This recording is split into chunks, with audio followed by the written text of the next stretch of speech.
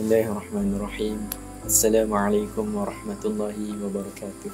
Alhamdulillahirabbil alamin wassalatu wassalamu ala asyrafil anbiya'i wal mursalin sayyidina Muhammad wa ala alihi washabbihi ajma'in. Alhamdulillah, pada video kali ini saya dan sahabat saya akan menerangkan ataupun membincangkan tentang tajuk kami, iaitu dakwah. Tugas siapa sebenarnya? Apa yang dimaksudkan dengan dakwah? Okey. Dakwah dari segi bahasa ialah berasal daripada perkataan Arab, iaitu da'a yad'u da'watan, yang memberi maksud menyeru, memanggil, mengajak dan menjemput. Manakala dakwah dari segi istilah pula ialah mendorong manusia agar berbuat kebaikan dan kebajikan kerana Allah Subhanahu wa taala.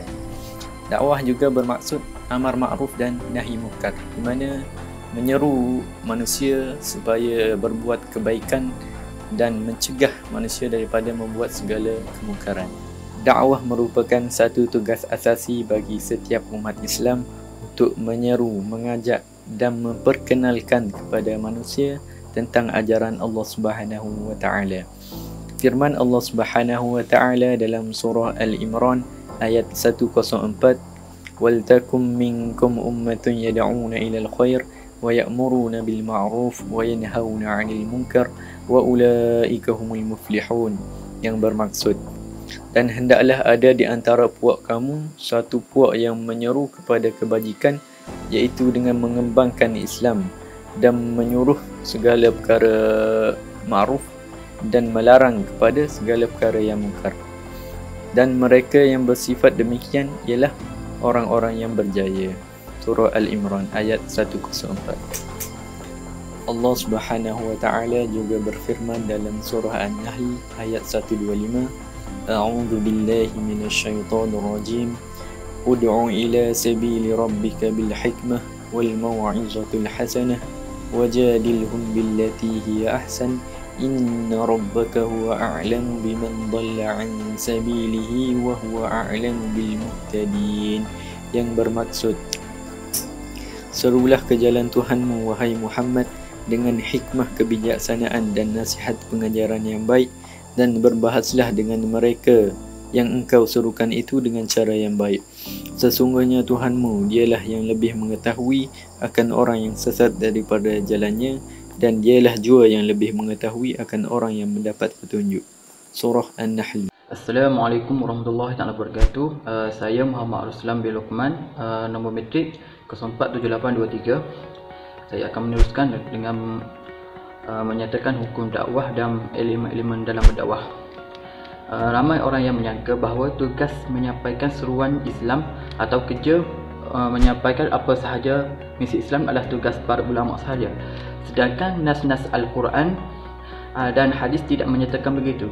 Tugas mulia yang dipikul oleh para nabi ini sebenarnya adalah kewajipan setiap muslim di kalangan umat Nabi Muhammad SAW. Oleh kerana baginda adalah rasul yang terakhir, ia perlu diteruskan oleh umat baginda. Hukum wajib berdakwah atas setiap orang ini dapat difahami berdasarkan hadis daripada Abdullah ibn Amr bahawa Rasulullah SAW bersabda, "Sampaikanlah dariku walaupun satu ayat." Riwayat Al-Bukhari. Dalam konteks hidup bermasyarakat, Islam menetapkan perlunya ada kelompok yang berperanan dalam melaksanakan tugas dakwah. Firman Allah Subhanahu wa taala dalam surah Al-Imran ayat 104, hendaklah, yang bermaksud hendaklah di antara kamu satu puak yang menyeru, yakni berdakwah kepada kebajikan, yakni mengembangkan Islam, dan menyuruh berbuat segala perkara yang baik serta melarang daripada segala perkara yang salah, yakni buruk dan keji. Mereka yang bersifat demikian itulah orang yang berjaya. Seterusnya saya akan menyampaikan elemen-elemen dalam berdakwah. Yang pertama adalah da'i. Da'i merupakan subjek atau pemain utama kepada dakwah yang ingin digerakkan.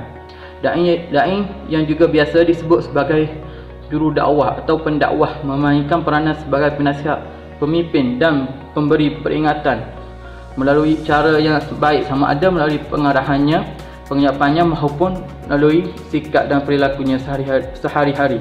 seorang da'i akan sentiasa mengingatkan kepentingan hari akhirat, berita-berita gembira dan azab neraka untuk menyelamatkan manusia umumnya daripada hanyut dengan tipu daya dunia. Yang kedua adalah sasaran dakwah, iaitu mad'u. Sasaran dakwah adalah objek dakwah yang dijalankan. Sasaran dakwah adalah manusia yang akan diajak kepada Islam secara kafah. Sasaran dakwah biasanya terdiri daripada pelbagai latar belakang, ideologi dan pegangan yang berbeza-beza, seperti ateis, animis, musyrik, munafik. Bahkan ada juga yang Muslim tetapi fasik atau pelaku dosa dan maksiat. Yang ketiga, kandungan dakwah.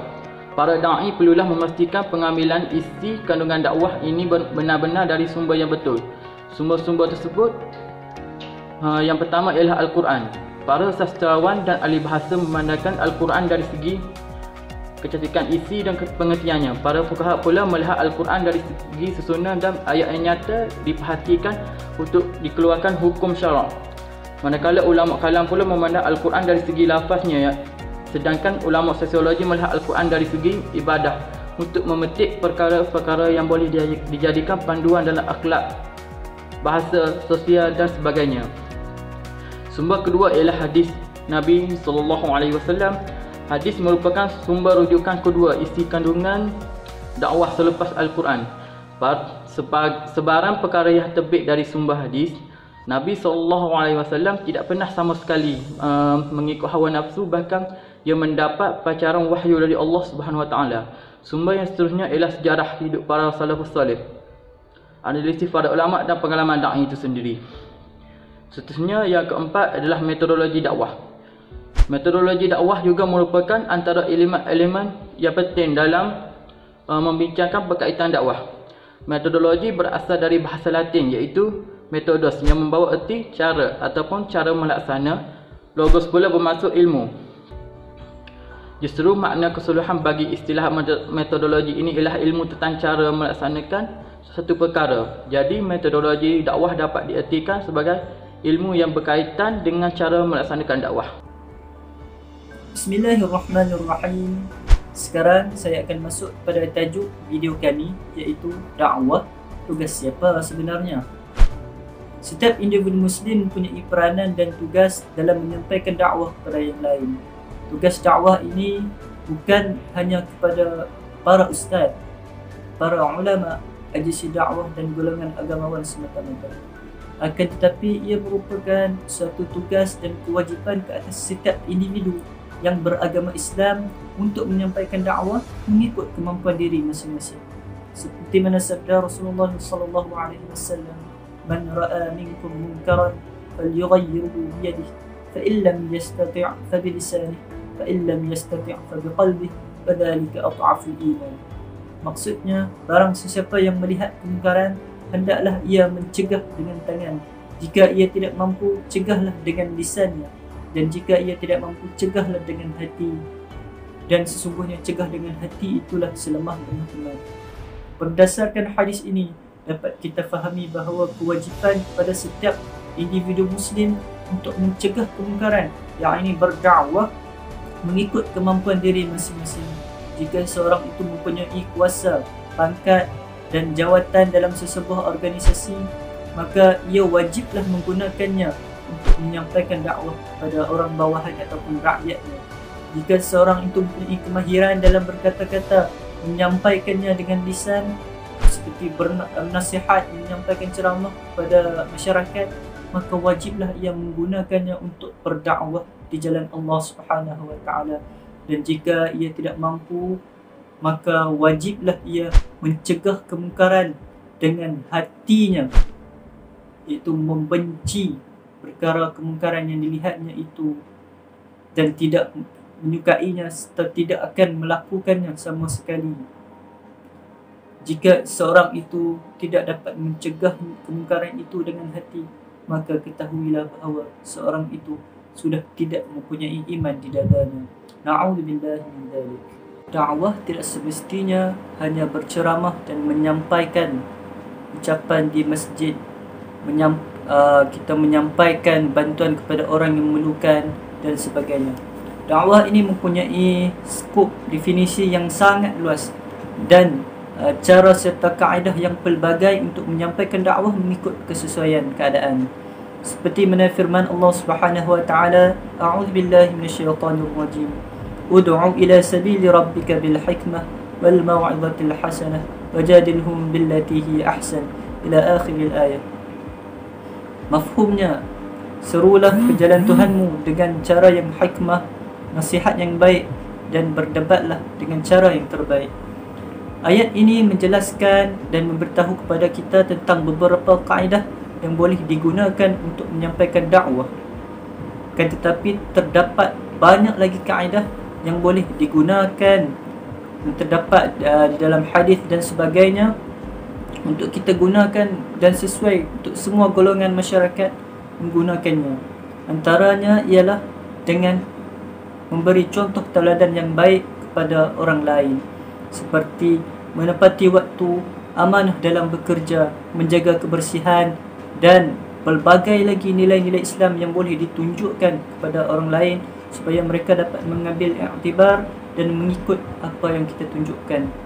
Ini secara tidak langsung memberikan imej yang sangat baik kepada agama Islam kerana penganutnya mengamalkan nilai-nilai yang sangat baik yang boleh dicontohi.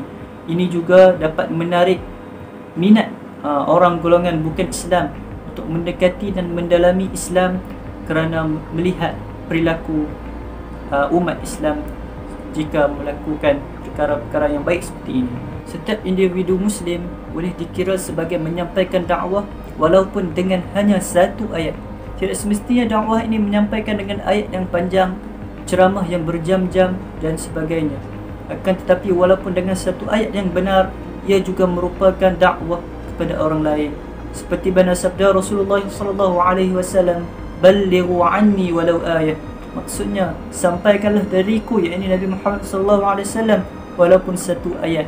Hadis ini jelas menyatakan bahawa apabila kita menyampaikan kepada yang lain perkara yang baik ataupun sunnah Rasulullah SAW yang boleh kita ikuti, walaupun perkara itu kecil, seperti membaca bismillah sebelum makan dan minum serta ucap alhamdulillah setelah habis makan dan minum.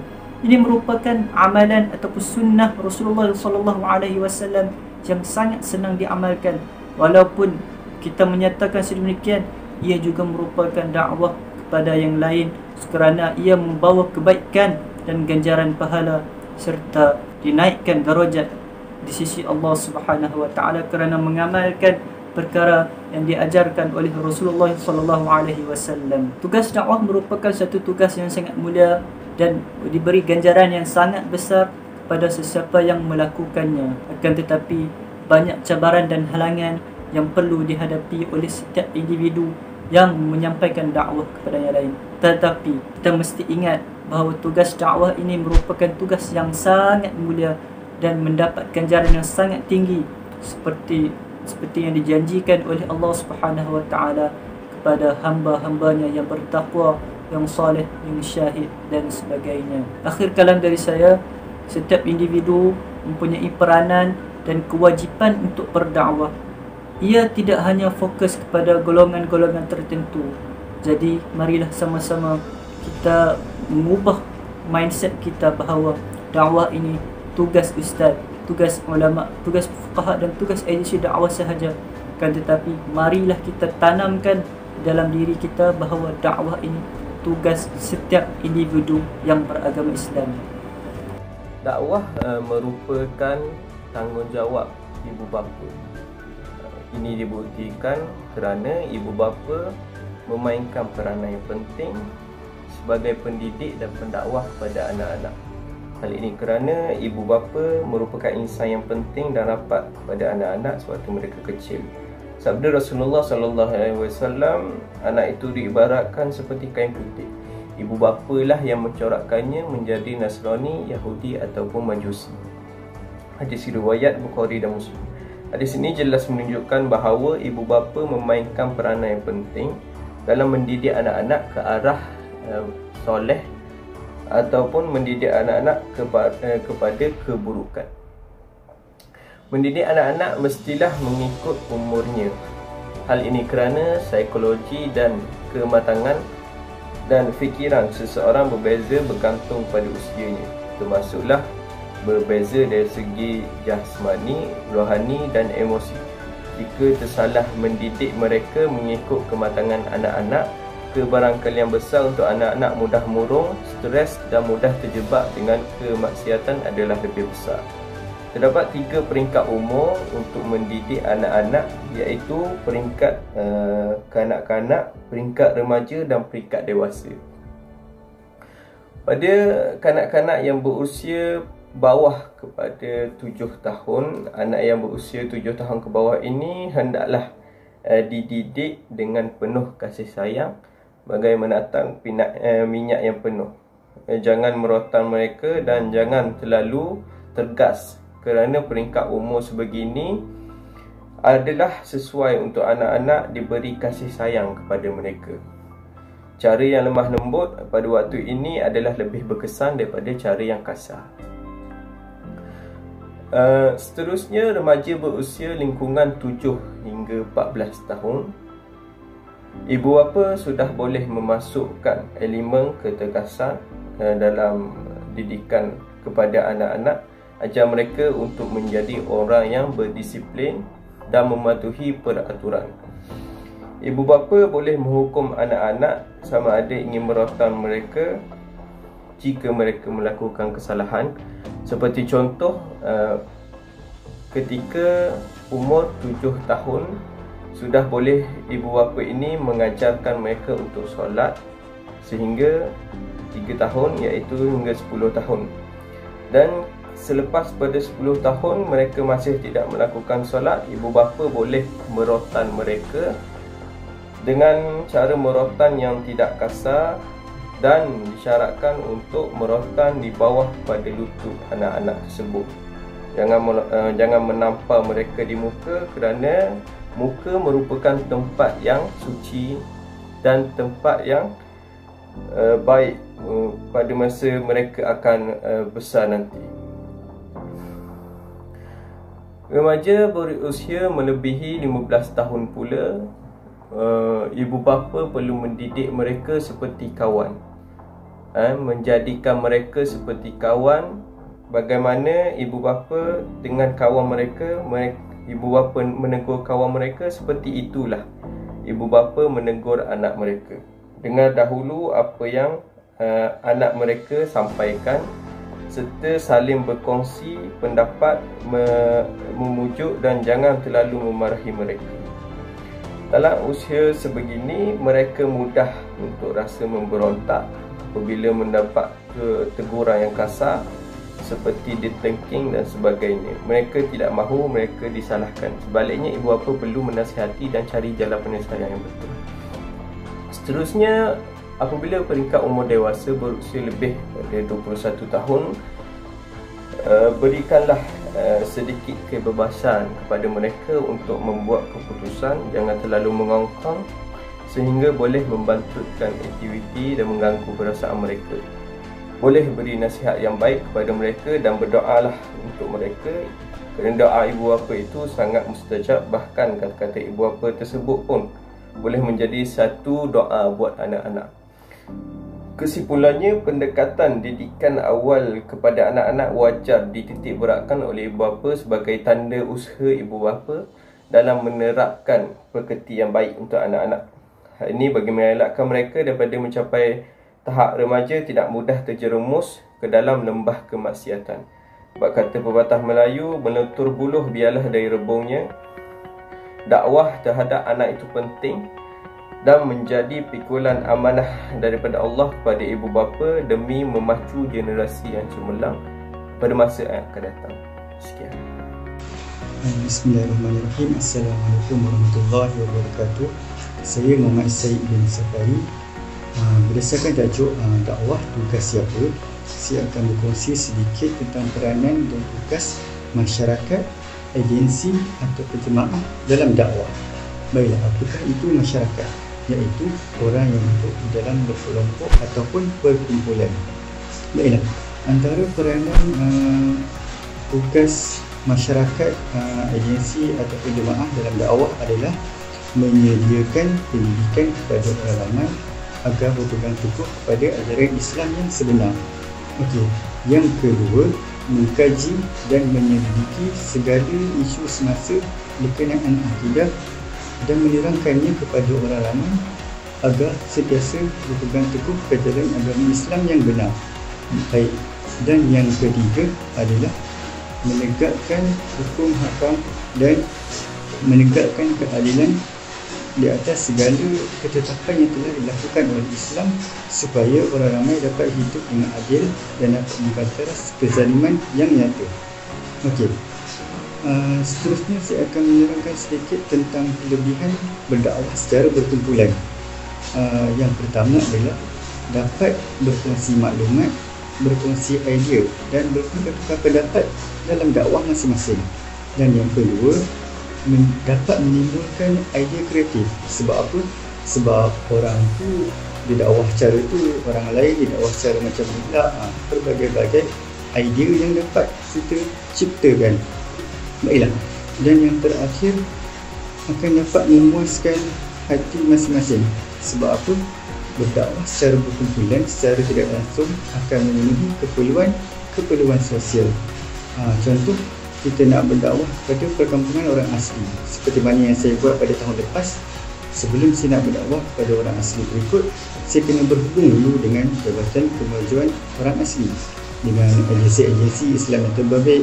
Jadi secara tidak langsung saya ada link dengan jabatan-jabatan agama lain untuk melakukan dakwah saya kepada orang ramai. Jadi ini akan memudahkan kita untuk berdakwah. Okey, sekian sahaja daripada saya. Wassalamualaikum. Jadi sahabat-sahabat yang dirahmati Allah sekalian, kesimpulan yang dapat kita ambil dari apa yang telah kami bincangkan di dalam video ini ialah tugas untuk berdakwah ini bukan sahaja terletak pada pendakwah itu sendiri, malah terletak pada kita semua selaku umat Islam. Tidak kiralah kita ni sebagai seorang pelajar, ibu bapa, ketua masyarakat atau sebagainya. Tugas berdakwah ini wajib ke atas kita selaku umat Islam. Tugas dakwah ini sahabat-sahabat yang dirahmati Allah sekalian bukan sahaja setakat memberi ceramah di masjid-masjid ataupun di surau-surau. Malah ianya luas asalkan ia berkaitan dengan amar ma'ruf nahi munkar. Amar ma'ruf nahi munkar ini ialah mengajak kepada kebaikan dan mencegah kepada berlakunya kemungkaran. Jadi tugas kita selaku umat Islam ialah mengajak orang lain untuk melakukan kebaikan dan juga mencegah seseorang itu daripada melakukan sebarang kemungkaran. Marilah kita bersama-sama mengamalkan amar ma'ruf nahi munkar ini di dalam kehidupan seharian kita dengan saling nasihat menasihati antara satu sama lain agar kehidupan kita di atas dunia ini aman dan harmoni tanpa berlakunya sebarang kemungkaran. Jadi setakat itu sahajalah video dari kumpulan kami. Terima kasih kepada semua yang menonton. Wabillahi taufiq wa hidayah. Assalamualaikum warahmatullahi wabarakatuh.